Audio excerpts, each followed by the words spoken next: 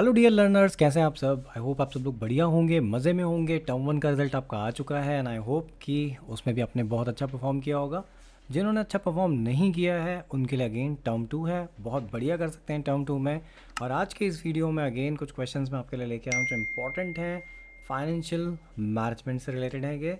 So video को last तक ज़रूर देखिएगा और अपने जो भी डाउट्स हैं वो आप क्लियर कर सकते हैं, कमेंट करके भी पूछ सकते हैं। सो स्टार्ट करते हैं आज का वीडियो। क्वेश्चन नंबर 11 है, क्योंकि ये पीडीएफ कंटिन्यूएशन में चल रही है तो यहाँ पे ऑलरेडी 10 क्वेश्चन हम पिछले वीडियोस में डिस्कस कर चुके थे। यहाँ पे है 11th क्वेश्चन और ये क्वेश्चन कहता है determining the relative proportion of various types of fund depends upon various factors. यानी कि जब आप डिफरेंट प्रोपोर्शन को डिसाइड कर रहे होते हो फंड्स के, तो कुछ फैक्टर्स होते हैं जो कि की रोल प्ले करते हैं इस चीज़ में। तो कौन से ऐसे फैक्टर्स हैं उनको आपको एक्सप्लेन करना है। 6 फैक्टर्स की यहाँ पे बात करी गई है। सो इसमें सबसे पहली चीज़ जो है वो ये है कि भाई ये जो proportion of various types of funds है इसको कैपिटल स्ट्रक्चर भी कहा जाता है। यानी कि ये क्वेश्चन ऐसा भी आ सकता है कि factors which affect capital structure. तो कैपिटल स्ट्रक्चर को जो फैक्टर अफेक्ट कर रहे हैं वही सेम चीज़ यहाँ पर है। थोड़ा सा घुमा फिरा के क्वेश्चन पूछा गया है आपसे। सो यहाँ पर दिल्ली 2019 में पूछा गया था। पॉइंट जो वन है वो कहता है कैश फ्लो पोजीशन, यानी कि वो फैक्टर जो अफेक्ट करते हैं कैपिटल स्ट्रक्चर को, उसमें सबसे पहली चीज़ है cash flow position. Cash flow position का मतलब है कि फर्म में पैसे का इनफ्लो एंड आउटफ्लो क्या है। यहाँ पर भी सेम चीज़ लिखी है कि size of projected cash flow must be considered before borrowing. यानी अगर आप पैसा उधार लेने वाले हैं तो सबसे पहली चीज़ आपको कंसिडर करनी चाहिए वो ये है कि आपके पास इनफ्लो कितना होगा, आपके पास पैसा आएगा कितना आएगा और कितना पैसा आपके पास से जाना है। यानी कि ऑब्लिगेशंस भी ध्यान में रखने हैं। ऐसा नहीं कि आपके पास 100 रुपये आने हैं, 50 रुपये आपने देने और आप वहाँ पे अगेन ऐसी बोरोइंग कर रहे हो जिससे कि एक्स्ट्रा अमाउंट आपको पे करनी पड़ेगी और फाइनली हो सकता है कि आपके पास लास्ट में कुछ ना बचे। तो ऐसी सिचुएशन से बचने का सबसे बेस्ट तरीका होता है कि ये डिटरमाइन करना कि कितने रुपए आएंगे प्रोजेक्ट से और कितने रुपए आपके ऑब्लिगेशन में जाने वाले हैं। इंटरेस्ट कवरेज रेशियो या आईसीआर, ये ऑलरेडी अपने अकाउंटेंसी में पढ़ा भी होगा टर्म वन में। सो इंटरेस्ट कवरेज रेशियो में ये बताता है कि कंपनी की अर्निंग कैपेसिटी क्या है, क्या कंपनी इतनी अमाउंट अर्न कर रही है, सफिशिएंट अमाउंट अर्न कर रही है कि वो अपने फिक्स्ड ऑब्लिगेशंस जो उनको पूरा कर पाए। इसका फॉर्मूला होता है earning before interest and taxes divided by interest expenses. यानी कि जो फिक्स्ड ऑब्लिगेशन है उससे आप डिवाइड करते हैं।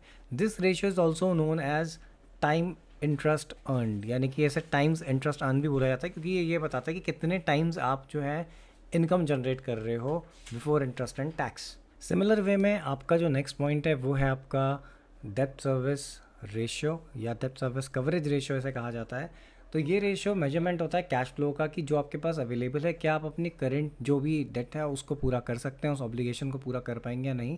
सो जितना ज़्यादा ये होगा ये शो करता है कि आप उतनी बेटर पोजीशन में आप इजीली अपने जो भी फिक्स्ड ऑब्लिगेशन है उनका पूरा कर सकते हैं। और अगर सिमिलर वे में ये कम है तो इसका मतलब है कि आप उस पोजीशन में नहीं है, तो वहाँ पे आपको बोरिंग्स अवॉइड करनी चाहिए। इसको कैलकुलेट करने का जो फॉर्मूला है वो है profit after tax plus depreciation plus interest plus non cash expenses divided by preference dividend plus interest plus repayment obligations.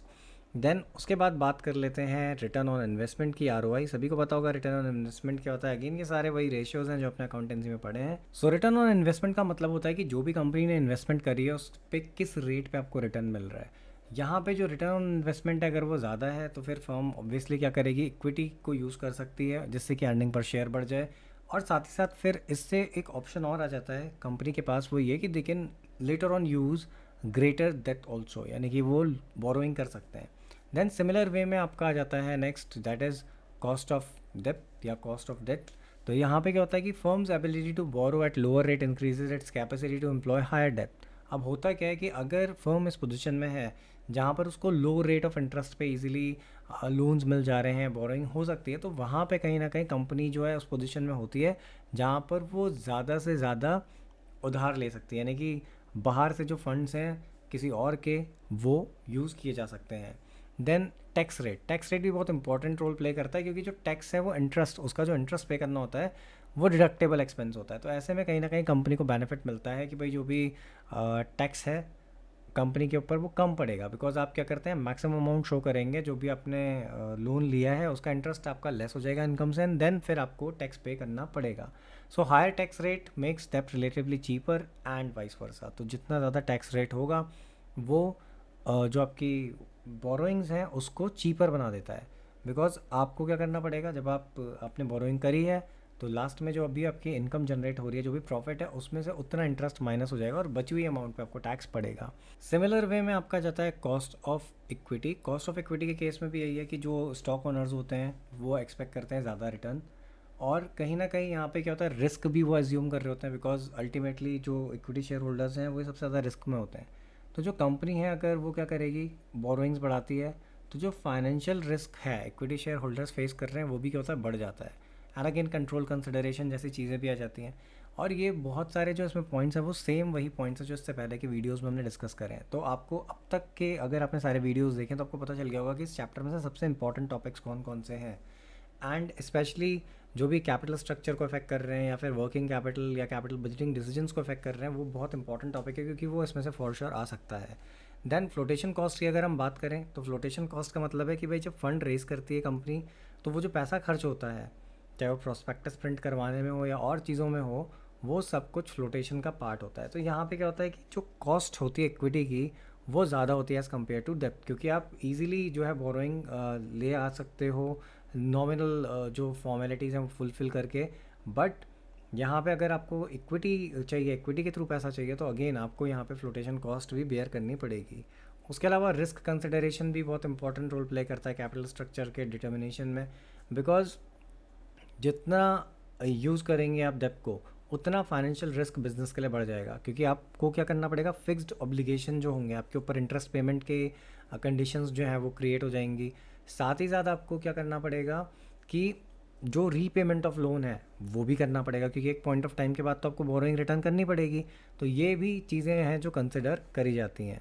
इसके अलावा अगर हम नेक्स्ट पॉइंट की बात करें तो वो है फ्लेक्सिबिलिटी। फ्लेक्सिबिलिटी का मतलब ये है कि कंपनी ने कभी भी अपनी पूरी की पूरी जो पोटेंशियल है, या आप कह सकते हो कि जो भी maximum amount of depth they can generate, वो नहीं करना चाहिए कभी भी। क्योंकि अगर आपने एक्सट्रीम लेवल तक, यानी कि जो आपका मैक्सिमम लेवल है वहाँ तक आपने बोरोइंग कर ली, तो फर्दर जो भी अगर आपको रिक्वायरमेंट होगी फंड्स की बोरोइंग के थ्रू, वो आप नहीं कर पाएंगे। तो यहाँ पे इस चीज़ से बचना चाहिए। Control consideration again next point है। तो ऑलरेडी अगर आप बहुत ज़्यादा क्या करते हैं, इक्विटी इशू कर देंगे, तो अगेन कंट्रोल जो है वो डाइल्यूट होगा। सिमिलर वे में अगर आप बहुत ज़्यादा जो उधारी है या आप कह सकते हैं बोरोइंग है वो कर देंगे, तो अगेन जो आपका कंट्रोल है कंपनी का वो कहाँ जाएगा, क्रेडिटर्स के हाथ में चला जाएगा, बिकॉज कहीं ना कहीं वो आपके डिसीजंस को माउल्ट करने की कोशिश करेंगे। और उसके अलावा रेगुलेटरी फ्रेमवर्क भी आपके कैपिटल स्ट्रक्चर को अफेक्ट करता है, या जो रेजिंग ऑफ फंड है उसको अफेक्ट करता है। Raising fund from banks and other financial institution require fulfilment of other norms, these norms are set by law. तो कई बार क्या है कि कुछ चीज़ें हैं वो लॉ के अंडर हैं, तो उनको भी आपको फॉलो करना पड़ता है। उसके अलावा स्टॉक मार्केट कंडीशंस भी अफेक्ट करती हैं।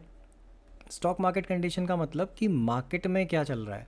जैसे कि अगर मार्केट यहाँ पे लिखा है कि if market is bullish the equity share are more easily sold even at higher price during the bearish phase, a company may find raising of equity capital more difficult and it may opt for डेप्थ। तो होता क्या generally कि अगर market rise कर रहा है बहुत तेज़ी से, तो वहाँ पर इक्विटी शेयर ईजिली आप बेच सकते हैं इवन हायर प्राइस पे।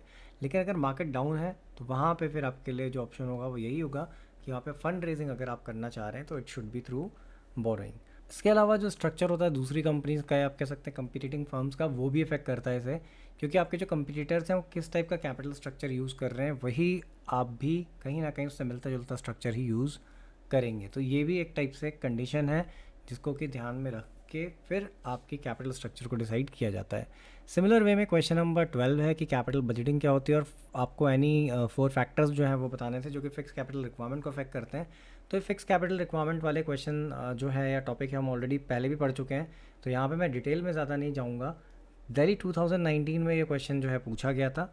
रिक्वायरमेंट क्या है फिक्स कैपिटल की, वो डिपेंड करती है डिफरेंट फैक्टर्स पे, और आप ये भी कह सकते हैं कि these are the factors which affect capital budgeting decision. जिसमें कि नेचर ऑफ बिजनेस है, तो ऑब्वियसली अगर बिजनेस ट्रेडिंग वाला है तो वहाँ पर क्या होगा, कहीं ना कहीं आपकी जो फिक्स कैपिटल रिक्वायरमेंट है वो कम होगी, क्योंकि मशीन्स में आपको इन्वेस्ट नहीं करना होगा। अगर मैन्युफैक्चरिंग है तो ऑब्वियसली मशीन में इन्वेस्ट करना होगा, और यही रीज़न है कि वहाँ पे वर्किंग मतलब फिक्स कैपिटल रिक्वायरमेंट आपकी बढ़ जाएगी। स्केल ऑफ ऑपरेशन भी अफेक्ट करता है। अगर बहुत बड़े लेवल पे आप काम कर रहे हैं तो ऑब्वियसली आपको आपकी जो फिक्स कैपिटल रिक्वायरमेंट है वो ज़्यादा होगी, और अगर आप छोटे लेवल पे काम कर रहे हैं तो फिक्स कैपिटल रिक्वायरमेंट कम होगी। सिमिलर वे में टेक्निक ऑफ प्रोडक्शन भी अफेक्ट करती है। अगर आप कैपिटल इंटेंसिव टेक्निक यूज़ करते हैं, यानी जहाँ पर मशीन ज़्यादा यूज़ हो रही है, तो ऑब्वियसली फिक्स कैपिटल रिक्वायरमेंट आपकी ज़्यादा होगी।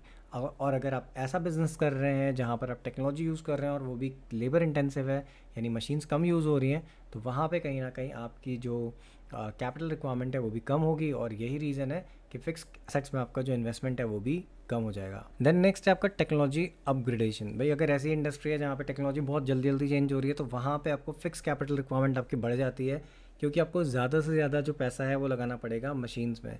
जैसे कि आईटी सेक्टर में ऐसा बहुत होता है कि वहाँ पे अपग्रेडेशन जो होता है बहुत जल्दी जल्दी होता है। तो ऐसी सिचुएशन में उनकी जो भी मशीन्स हैं या जो भी एसेट्स हैं वो जल्दी जल्दी ऑब्सोलीट होती जाती हैं, और उसको अपग्रेड करने के लिए उनकी फिक्स कैपिटल रिक्वायरमेंट जो है वो बढ़ जाती है।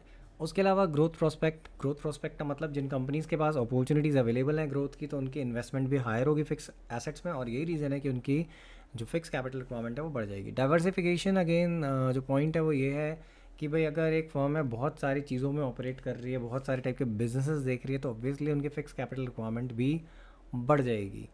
फाइनेंसिंग ऑल्टरनेटिव्स भी अफेक्ट करता है। कैसे? फाइनेंसिंग ऑल्टरनेटिव्स का मतलब है कि आपके पास अगर ऑप्शन अवेलेबल है लीज फाइनेंसिंग का, आप लीज़ पे चीज़ें ले रहे हो, जैसे बहुत बड़ी कंपनीज़ या मतलब बहुत बड़े जो ये फ्रेंचाइजीज़ होती हैं वो जनरली ये करती हैं, लीज़ पे जगह ले लेती हैं और वहाँ पे ऑपरेट करती हैं, क्योंकि आप खुद सोच सकते हो कि अगर लीज़ पे ना लेकर खुद लैंड परचेज करके बिजनेस करने लगे वो, तो उनकी फिक्स कैपिटल रिक्वायरमेंट बहुत ज़्यादा हो जाएगी। सो ऐसे सिचुएशन में हमेशा ये प्रेफर किया जाता है कि लीज़ फाइनेंसिंग हो, तो जहाँ लीज़ फाइनेंसिंग का ऑप्शन अवेलेबल होगा वहाँ पे फिक्स कैपिटल रिक्वायरमेंट जो है वो कम होगी। एंड लास्ट पॉइंट आपका आता है लेवल ऑफ कोलैबोरेशन। तो लेवल ऑफ कोलैबोरेशन का मतलब है कि भाई अगर कंपनीज मिल के आपस में काम कर रही हैं तो कहीं ना कहीं फिक्स कैपिटल रिक्वायरमेंट कम होगी, लेकिन अगर नहीं है कोलैबोरेशन का ऑप्शन तो वहाँ पे फिक्स कैपिटल रिक्वायरमेंट जो है वो आपकी बढ़ जाएगी। एग्जांपल इसका एटीएम है, मोबाइल टावर्स हैं। तो एटीएम कैसे? फॉर एग्जांपल एटीएम है एसबीआई का और आपके पास जो कार्ड है वो है पीएनबी का, तो आप क्या करते हैं, एसबीआई के एटीएम से जाके इवन पीएनबी के कार्ड के बाद भी आप पैसे वहाँ से विड्रॉ कर लेते हैं। तो कहीं ना कहीं ये फैसिलिटी जो आपको प्रोवाइड हो रही है that is due to collaboration only, क्योंकि डिफरेंट बैंक्स ने क्या किया, मिलकर कोलैबोरेट किया एक दूसरे के साथ कि ठीक है हमारा कस्टमर आएगा आप उसको भी अपने एटीएम से पैसे निकालने दीजिए। तो यहाँ पे कहीं ना कहीं क्या हो गया, फिक्स कैपिटल रिक्वायरमेंट जो है वो कम हो गई है। सो ये था आज का वीडियो। आई होप कि वीडियो आपको अच्छा लगा होगा। वीडियो अच्छा लगा तो वीडियो को लाइक भी करिए, शेयर भी करिए अपने फ्रेंड्स के साथ। Thanks watching the video.